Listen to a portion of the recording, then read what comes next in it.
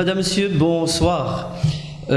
Aujourd'hui, nous avons invité Madame Fatoumata Sidibé, qui est députée bruxelloise et qui va nous parler un peu donc de son parcours politique, ses projets politiques et ses objectifs politiques. Elle est aussi une féministe très acharnée, elle est très présente sur le terrain, elle est aussi artiste, écrivain, etc., etc. Mais nous allons aujourd'hui aborder avec elle le côté politique, vu que il s'agit ici de la chronique politique. Et puis alors, je vous demande, Madame Fatoumata, de dire un petit mot. D'abord, bienvenue. Bonjour et merci de me convier à cette émission. Merci d'avoir accepté notre invitation. Vous pouvez commencer par me dire qui vous êtes, Fatoumata. Alors moi c'est Fatoumata Sidibé, on me surnomme aussi Fati, donc Fatoumata Fati. Oui. Alors je suis belge d'origine malienne, j'ai vécu depuis plus de 30 ans en Belgique et j'ai eu une formation en communication et journalisme à l'UCL.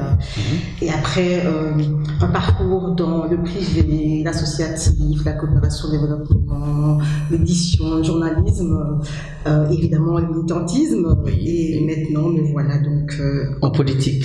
Et le choix de la politique était spontané ou bien choisi, réfléchi? C'était un projet de s'investir dans la politique ou c'était vraiment par hasard, un accident de parcours, comme on dit? C'est la politique qui est venue à moi. Qui vous a choisi? Qui est venue à moi. En 2007, j'ai été contactée par le groupe Défi à l'époque, donc FDF, pour rejoindre les élections fédérales. Et là, j'étais pas prête du tout. Je n'avais jamais pensé à faire de la politique. J'étais engagée dans l'associatif et j'avais un mandat également à terminer pour une épite soumise, donc j'étais la présidente. Et donc, je déclinais l'offre parce que je voulais vraiment prendre le temps de réfléchir. Et donc, j'ai réfléchi pendant un an et demi. Quand même. Un an et demi. Et puis, j'ai décidé de rejoindre le groupe Défi. Donc, et depuis, vous êtes très, très active maintenant dans le terrain politique. Donc, votre engagement politique, donc vous êtes depuis 2009 député au Parlement régional. Je ne sais pas si c'est juste. Tout à fait. Voilà. Et donc, bruxellois. Voilà, bruxellois. Donc, vous êtes aussi entre 2012 et 2014 président du groupe FDF, actuellement en Défi. À la fédération. Non, au Parlement francophone bruxellois aussi, voilà, donc vous me corrigez à chaque fois. Donc, entre 2009 et 2014, président de la Commission des affaires sociales du Parlement francophone bruxellois. Tout à fait. Juste, ok. Donc, je vais commencer par une première question, Fatoumata. Donc, le PS, le Parti socialiste, recule d'une manière, mais vraiment, disons, catastrophique, il faut le dire. Il est en train de perdre beaucoup de ses électeurs. Quelle est votre analyse de la situation? Pourquoi, le comment, etc.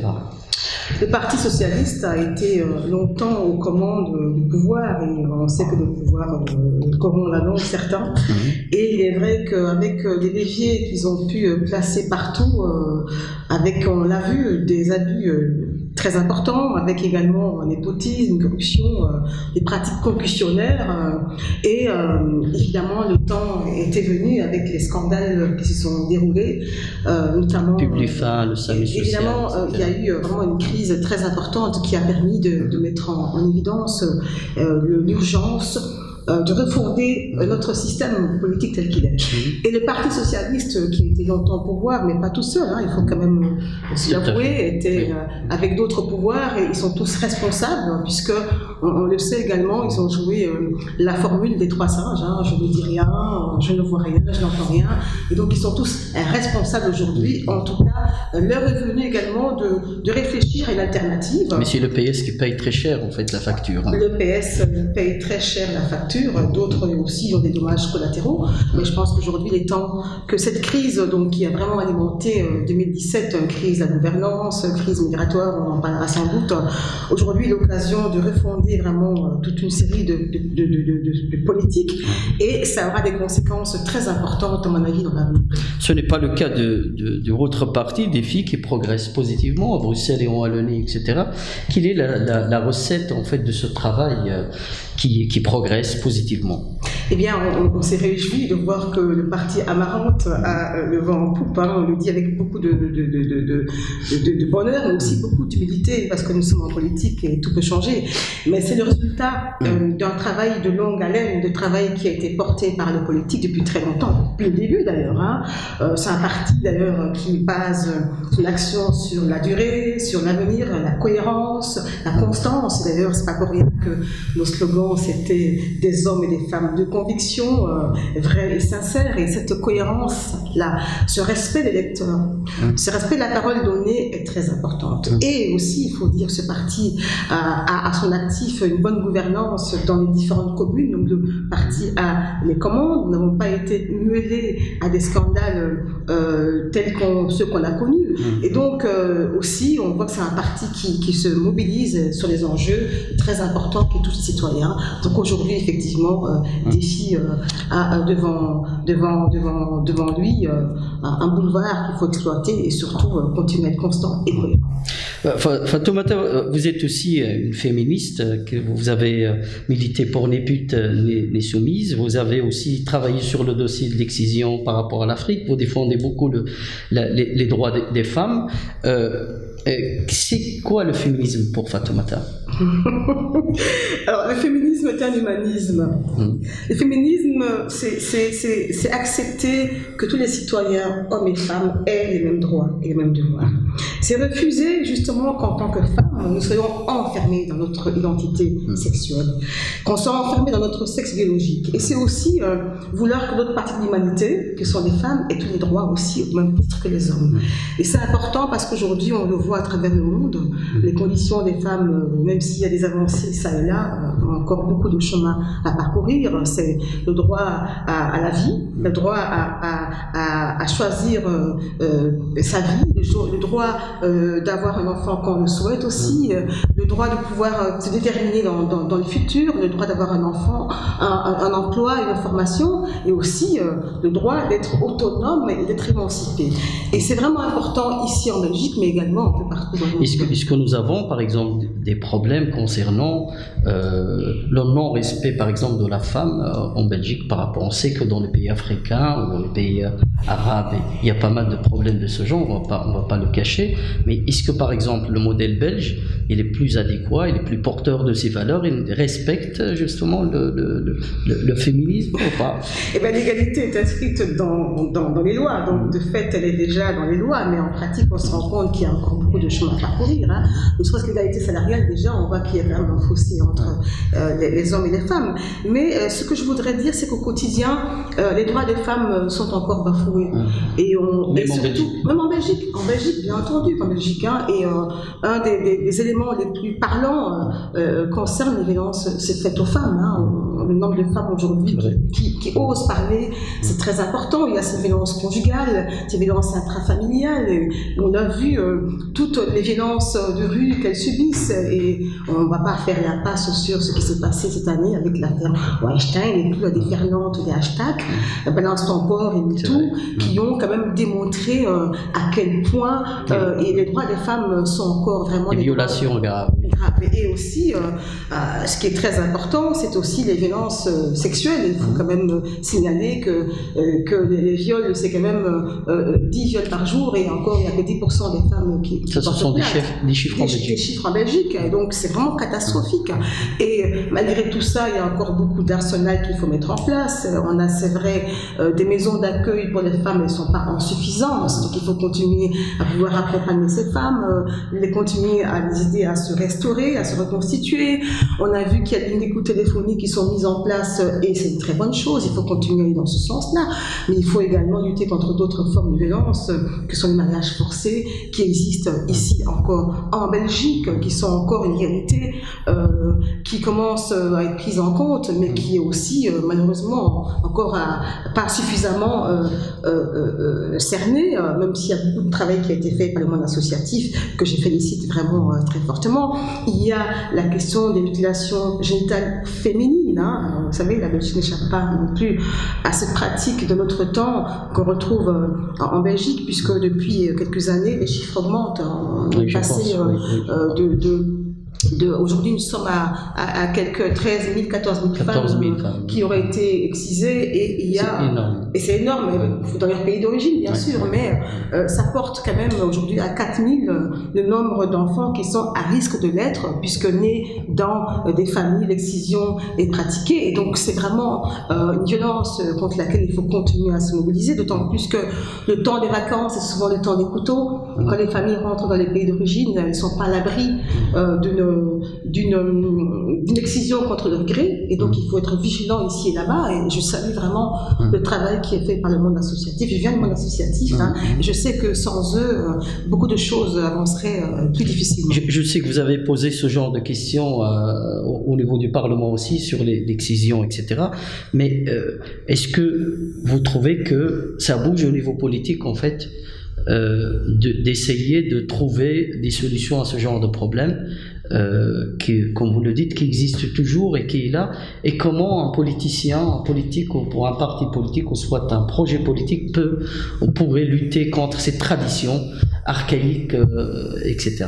Bien sûr, ça bouge, et ça bouge depuis de nombreuses années. N'oublions pas que la Belgique a quand même pris une loi contre l'excision depuis 2001. La loi est en vigueur, et qui pénalise toute personne qui pratique ou qui serait complice d'excision. Donc la loi est là, et on a été parmi les premiers en Europe. Elle est dissuasive. Jusqu'ici, on n'a pas de preuve que l'excision est pratiquée en Belgique, enfin, dans les pays limitrophes. On n'a pas de preuve jusqu'ici, mais il y a une vigilance constante. Il y a une loi qui existe. Deuxièmement, il faut savoir que depuis 2006 également, le risque d'excision a été reconnu comme motif d'asile également. Donc ça a permis à beaucoup de femmes d'échapper aussi, les enfants, à cette pratique. Et troisièmement, il y a beaucoup d'associations qui ont été créées. La première à laquelle je pense, évidemment, c'est le GAMS, Groupement pour l'abolition de mutilation génitale féminine, qui fait un travail de lobbying depuis plus de 20 ans, dans des conditions incroyables, parfois difficiles, parce que ça veut dire qu'il faut quand même parler des conditions difficiles monde associatif en termes de subsides, qui ne sont pas toujours structurels, qui ne sont pas suffisants, et c'est grâce au bénévolat que beaucoup d'associations avancent. Mais évidemment, il y a également l'association Intact qui fait un travail au niveau de la recherche, effectivement, de personnes qui porteraient plainte par rapport à l'excision.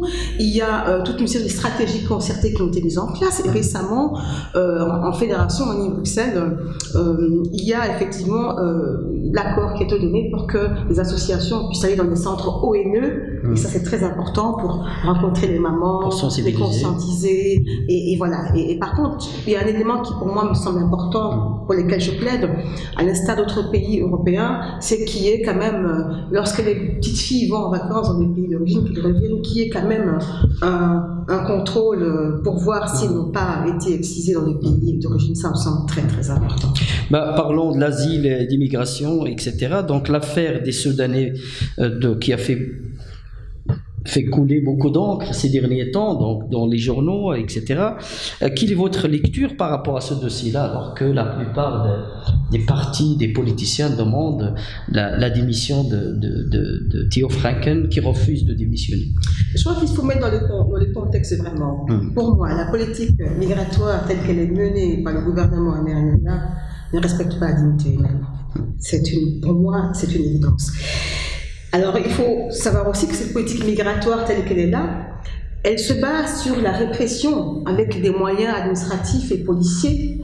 Moi, j'ai eu l'occasion de voir 2 centres fermés, le centre 127 bis qui est à Sint-Nikerzel et le centre de Vauthen, où j'ai pu rencontrer des hommes et des femmes qui sont enfermés, qui ont été arrêtés vraiment sans tenir compte des droits humains. Donc, ils ont été arrêtés chez eux, au domicile, dans les transports en commun, dans les parcs Maximilien, ou alors à la commune où la police par ruse, et ils sont là enfermés, on attend leur expulsion, et vraiment dans des conditions difficiles, et sans vraiment qu'il y ait un contrôle suffisant de leur détention. Et quelle est la solution vu que le nombre quand même des sans-papiers, des demandeurs d'asile augmente? Comment résoudre le problème en fait? Je pense d'abord que les centres fermés, c'est une honte. C'est une honte pour la démocratie. C'est vraiment une honte et donc il faut d'autres alternatives aux centres fermés. Là, pour moi, il faut fermer les centres fermés.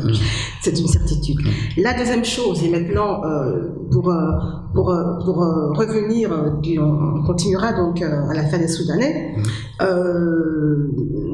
le fait que Théo Franken ait accepté qu'une délégation de Soudanais, une police politique, puisse venir ici par Maximilien pour identifier Soudanais est une faute très très grave. Il ne faut pas être un devin pour savoir que ceux-ci étaient torturés, seraient torturés au retour de leur pays d'origine. D'ailleurs, il y a des mises en garde à l'Amnesty International, des droits de l'homme, le Haut Commissariat aux réfugiés qui ont effectivement mis en garde. Et malgré cela, ils ont été expulsés. Mais d'autres pays ont fait la même chose, la France, la Grande-Bretagne, l'Italie, tout aussi fait la même chose par rapport aux Soudanais. Donc il y avait beaucoup plus d'expulsés, par exemple, dans ces pays-là que la Belgique qui a expulsé apparemment 5 cette année. Ce n'est pas parce que quelque chose est fait dans notre pays qu'il faut faire la même chose. Je pense qu'il faut s'en tenir aux droits humains.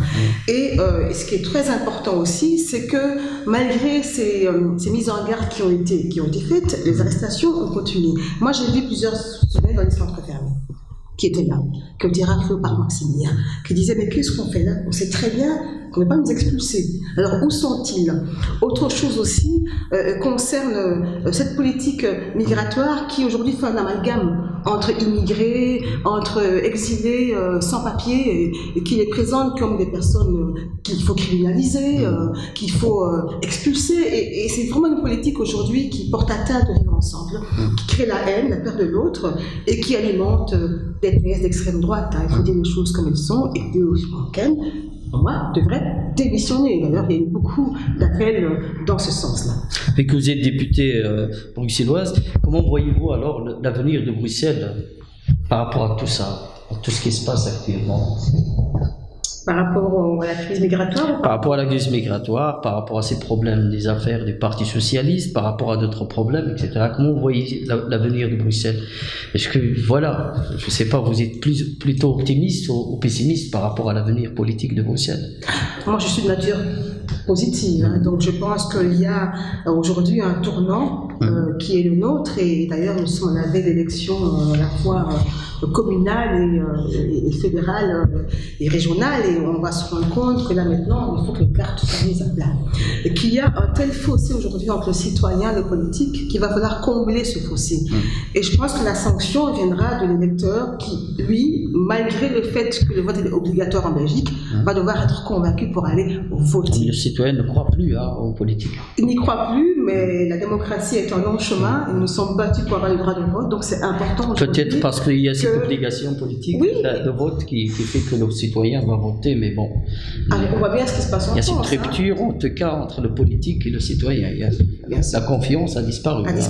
Et pour ça, il faut que le citoyen puisse avoir confiance en nous, et donc il faut aller redescendre sur le terrain, aller vers le citoyen, expliquer. Je pense qu'un parti comme le Défi, justement, est un parti qui redore le blason aujourd'hui, puisque nous avons un discours, et c'est très important, cette cohérence, cette constance-là, qui aujourd'hui fait parfois défaut en politique. Et effectivement, chez Défi, nous ne sommes pas des gens de pouvoir, nous sommes là pour vraiment mettre en avant l'intérêt qui soit général. Et tout nous donne raison aujourd'hui par rapport à la vision politique que notre président, Olivier Minguin, porte depuis très longtemps. Okay.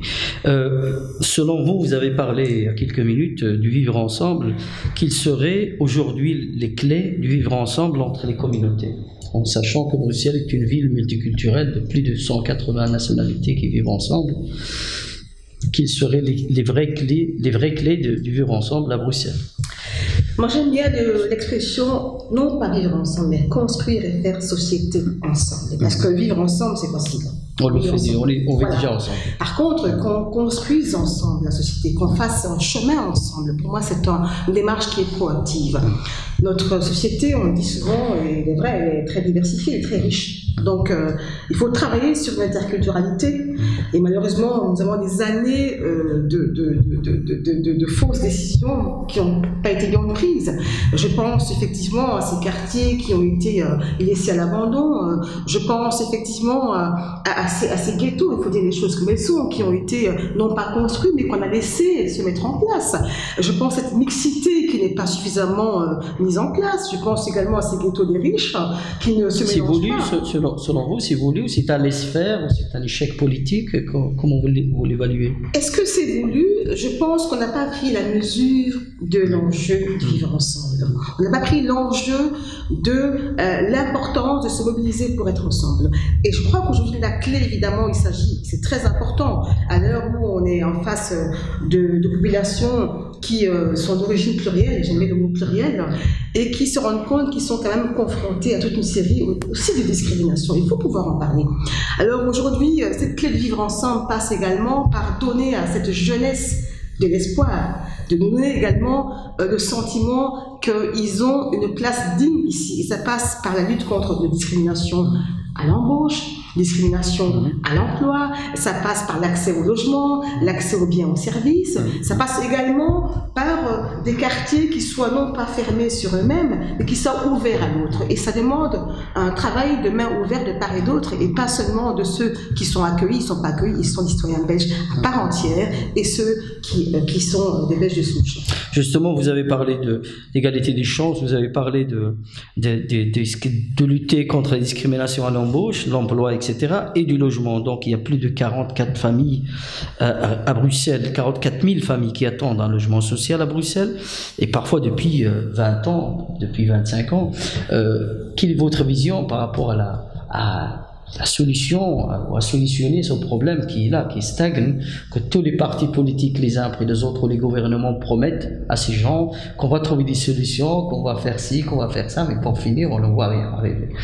Et des gens attendent. La crise du logement à Bruxelles est vraiment très très profonde et elle ne risque pas de s'arranger avec la crise économique aussi. Le meilleur moyen d'avoir un logement, d'avoir un bon emploi, même si on sait que l'emploi n'est pas un rempart contre la pauvreté. Mais l'emploi aussi, c'est un grand problème pour l'instant. Mais évidemment, avec plus de 44 000 personnes qui attendent un logement social, évidemment qu'il faut aller avec d'autres mesures qui doivent être en place. Une des mesures qui aujourd'hui fonctionne assez bien, même si elle doit encore se développer, ce sont les AIS. Des agences immobilières sociales, qui sont vraiment un système win-win entre effectivement un particulier et une agence immobilière sociale qui met son bien en location avec des garanties importantes, des garanties que loyer est payé à temps. Et c'est également un moyen très important. La gestion administrative, etc. De lutter contre les discriminations. Ça reste minime par rapport à l'ampleur. Ça reste minime, mais on est quand même à 4700 logements qui sont déjà mis sous le marché du logement par les particuliers. Bruxellois. Oui, et donc c'est quand même pas mal, et le marché des AIS continue également à aller en expansion. Il y a toute une série de mesures comme le loyer encadré, mais aussi un élément qui est très important, il faut savoir également qu'il y a aussi des mesures d'incitants financiers qui, au niveau de l'achat aussi, parce qu'il faut aussi inciter les citoyens à acheter, à être propriétaires. Il y a des formules de logement à grouper aujourd'hui qui permettent à des citoyens de se mettre ensemble pour pallier également le manque de logement. Il y a les formules de Community Land Trust qui permettent de se mettre ensemble. Donc il faut aujourd'hui réinventer un nouveau mode de vie ensemble, à l'instar des pays du Sud, où les familles se partageaient un espace avec les avantages que cela comporte. Donc il faut un changement de paradigme aujourd'hui, et je pense que la meilleure façon de lutter contre le mal logement, c'est vraiment en donnant de l'emploi aux citoyens de manière à ce qu'ils aient un pouvoir d'achat qui leur permette aussi de pouvoir vivre décemment. Pour Fatoumata Sidibé, quelles sont les questions auxquelles le gouvernement fédéral actuel doit accorder plus d'importance aujourd'hui pour vous?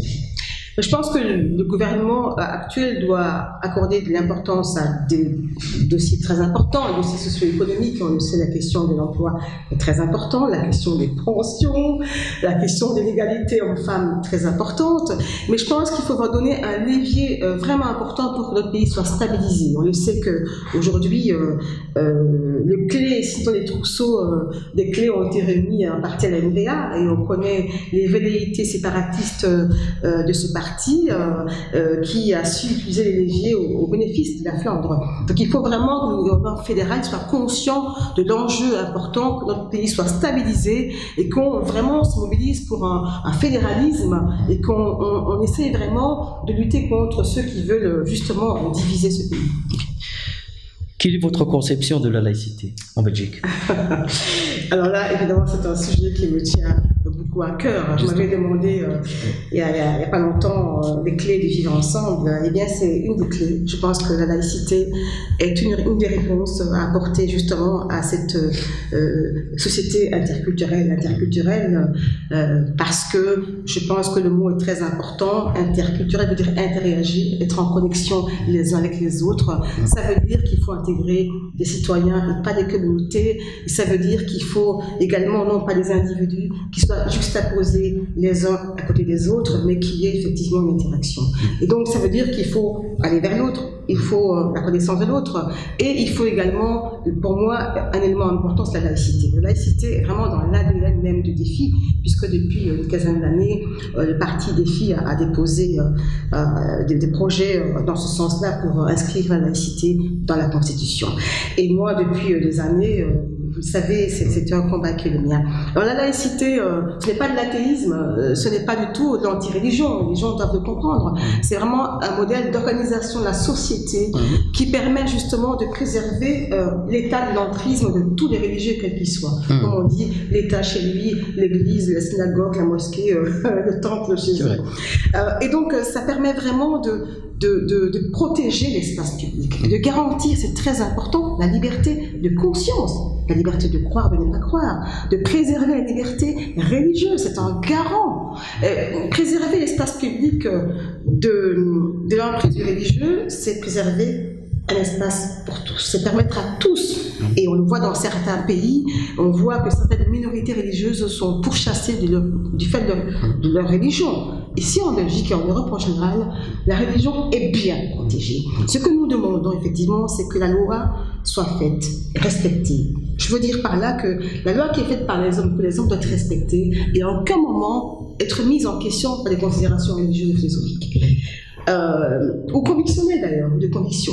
Et c'est important qu'on renvoie vraiment la foi dans la sphère privée, qui est la sphère des croyances personnelles ou non-croyances, et que l'État, la sphère de l'État, soit préservée. Et ça veut dire quoi? Qu'il faut que la neutralité soit à respecter. Pour moi, les services publics ne doivent être neutres, ni croix, ni kippa, ni voile, ni couteau sikh, ni même d'emblème à l'effigie d'un parti. Et comment un parti politique pourrait expliquer ce que vous venez de me dire, à savoir, bien sûr qu'il faut des actions interculturelles, ce sont des mécanismes qui permettent des interactions positives entre personnes porteuses de cultures différentes, mais quel est le type pédagogique qu'un parti politique peut mettre en place pour dire ce que vous avez expliqué tout à l'heure, que la laïcité, ce n'est pas de l'athéisme, par exemple. Que pour un musulman, il croit que la laïcité, pas tous bien sûr, croient que la laïcité, c'est vraiment de l'ordre de quitter sa religion, de ne plus être croyant et de rentrer dans une autre sphère qui est un mécréant, etc. Comment vous allez faire, vous, des hommes de terrain, des femmes de terrain, des politiciens, pour arriver à expliquer aux citoyens belges et bruxellois cette chose-là? Évidemment, c'est un pari qui n'est pas évident, puisqu'en Belgique, on le sait qu'il y a une confusion, quand on parle de laïcité, il y a des confusions, puisque la laïcité organisée qui a été financée au même titre que les autres cultes, et donc il y a une confusion, donc pour les gens, laïcité veut dire athéisme.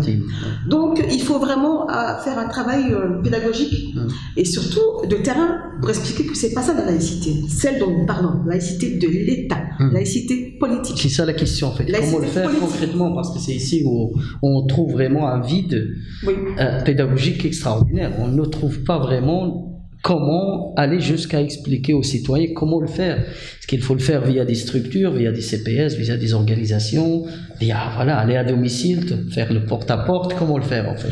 C'est très difficile parce que sur le terrain, on constate qu'il y a quand même beaucoup de structures qui travaillent déjà non, des structures qui travaillent justement dans le sens religieux. On sait que les religions le vont, quelles qu'elles soient, et on sait que ces structures sont implantées dans les quartiers, dans la vie quotidienne des gens, et qui font des actions sur le terrain, et que donc elles ont à mesure de pouvoir changer le paradigme.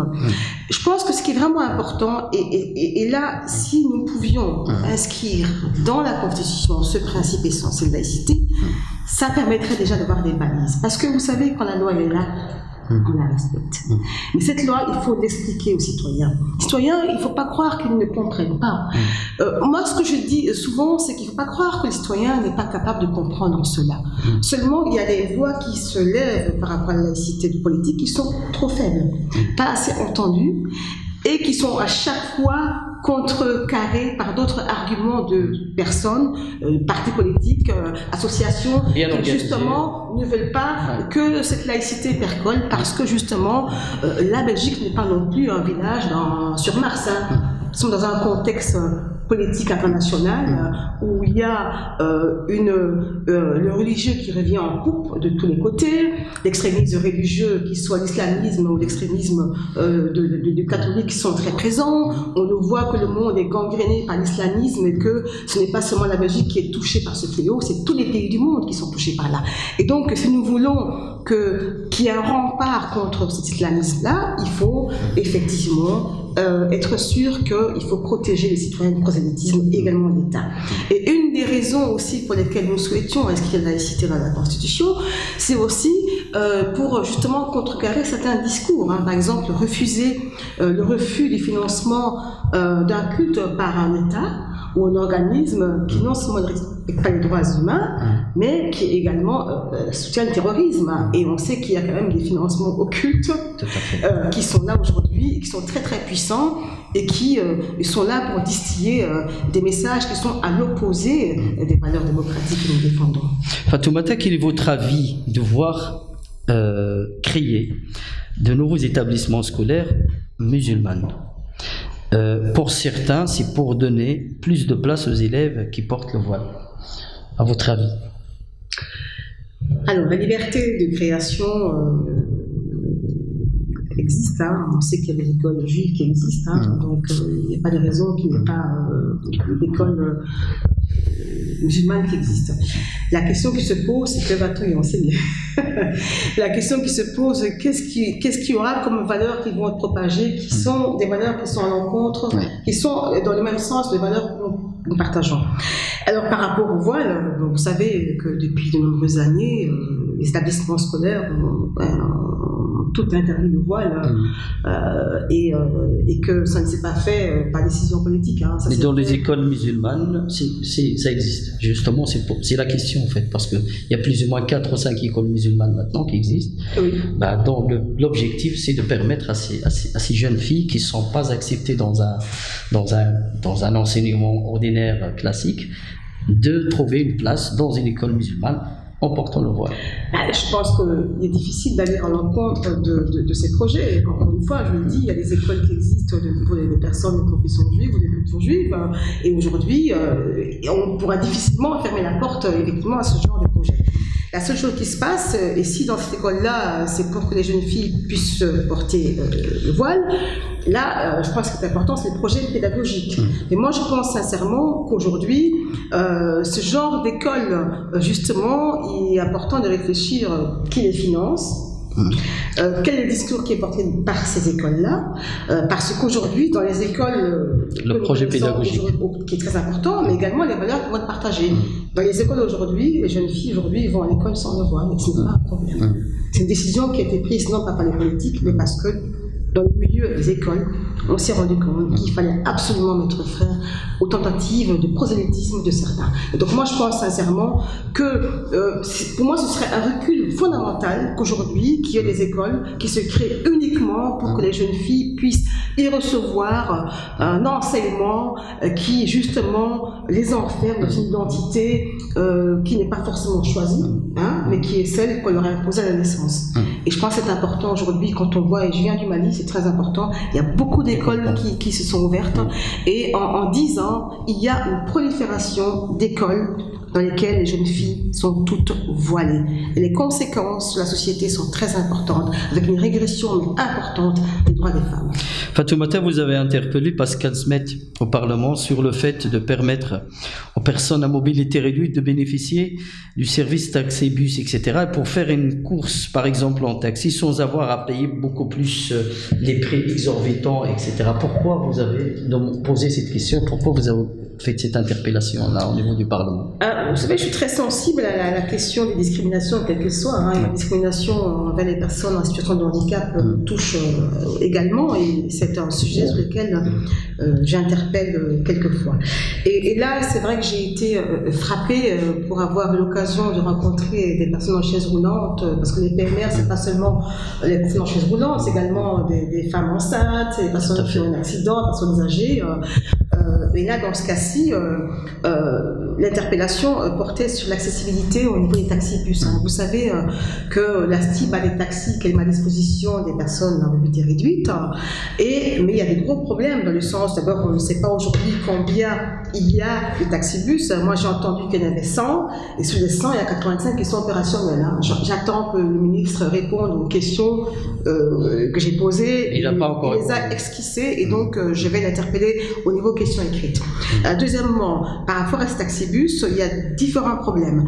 C'est que, de ce que j'ai entendu, c'est qu'il y a beaucoup de retard. Il faut attendre très très longtemps, parfois 2 heures de retard. Il faut commander la veille. Et une fois qu'on a commandé, on ne peut plus décaler la commande. Donc si on a un rendez-vous qui est reporté ou qui est décalé, c'est impossible. Il y a la question de l'accessibilité, de ce qu'on m'expliquait, et ça, ce sont des personnes qui le vivent au quotidien qui me l'ont dit. Les personnes qui ont des chaises roulantes électriques ne savent pas rentrer dans certains taxis parce que ça n'a pas été conçu pour cela. Et également, il y a également un élément très important, c'est inaccessible que du lundi au samedi, de 5h à 9h du matin, et pas les dimanches et jours fériés. Donc c'est absolument inadmissible qu'aujourd'hui, il n'y ait pas une possibilité pour les personnes en situation de handicap de pouvoir se mouvoir et de vivre normalement. Et on parle d'inclusion de ces personnes, ça veut dire qu'il faut changer de paradigme. C'est à nous de nous adapter à la situation. Tout à fait. Alors la dernière question, Fatoumata, quelle est votre évaluation sur le bilan du gouvernement Michel? Alors, le bilan du gouvernement Michel, l'évaluation, on va pas la faire en quelques minutes, mais je crois vraiment qu'il y a deux éléments qui, pour moi, sont très importants et qui concernent les droits humains. Encore une fois, au niveau migratoire, c'est une catastrophe. En tout cas, pour moi, j'estime qu'on va vers une dérive vraiment qui porte atteinte aux droits humains. Un autre bilan concerne l'emploi des jeunes. Et là, cette politique, en pénalisant les jeunes, en les mettant à l'écart du chômage et justement l'allocation du chômage est très très dangereuse parce que c'est une politique qui décourage les jeunes, alors que c'est tout le levier qu'il faut mettre en action. On parle également de croissance économique qu'on attend de l'avoir. Moi, je pense qu'aujourd'hui, le bilan positif que moi je retiens, et vraiment en termes d'emploi, c'est le bilan positif qui est mené par le gouvernement à la région bruxelloise, et notamment par le ministre Didier Bauzouin, qui, depuis son arrivée vraiment au gouvernement, mène une politique très très active en termes de lutte contre le chômage et de mise en emploi. Et toutes les mesures qu'il a prises portent le fruit, puisqu'on voit qu'aujourd'hui, le chômage régresse à Bruxelles, et particulièrement le chômage des jeunes. Alors, pour conclure notre agréable entretien, je vous propose de compléter ces quelques phrases. Aujourd'hui, l'homme avec un grand H devrait... L'homme avec un grand H devrait davantage être solidaire dans tous les sens du terme, de manière à ce qu'on ait plus de justice. Pour vous, Dieu est... Pour moi, Dieu, je ne l'ai pas encore rencontré. Être une femme politique aujourd'hui, c'est... C'est un défi. La Belgique de demain sera... La Belgique de demain sera celle de tous les citoyens, quelle que soit leur origine, leur appartenance culturelle et religieuse. Elle sera seule des droits humains. Fatoumata Sidibé, merci d'avoir accepté notre invitation et de participer à cette émission Chronique politique Voix de fait. Merci. À vous. Madame, Monsieur, c'est ici que se termine cette émission de ce soir. Nous allons vous recevoir la semaine prochaine avec un nouvel invité. Merci.